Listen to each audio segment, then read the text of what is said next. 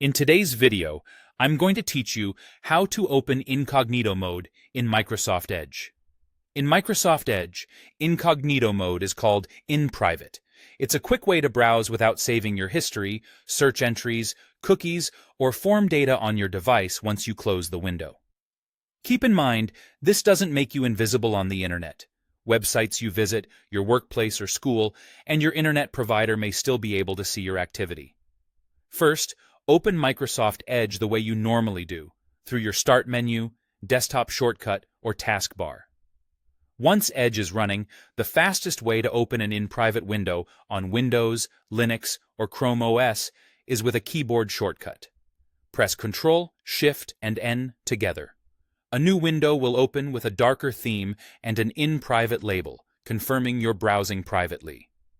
You can tell you're in the right place by the InPrivate badge near the address bar and the welcome screen that explains what's kept private.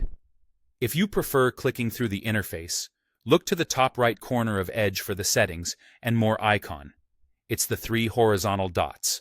Select that, and in the drop-down menu, choose New InPrivate Window. Just like with the shortcut, you'll see a separate window appear in InPrivate mode.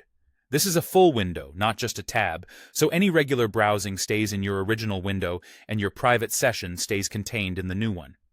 There's also a convenient option right from the Windows taskbar. If Edge is pinned or currently running, right-click the Microsoft Edge icon on your taskbar. In the context menu that appears, select New InPrivate Window. This is especially handy if you want to jump straight into a private session without first opening a normal window.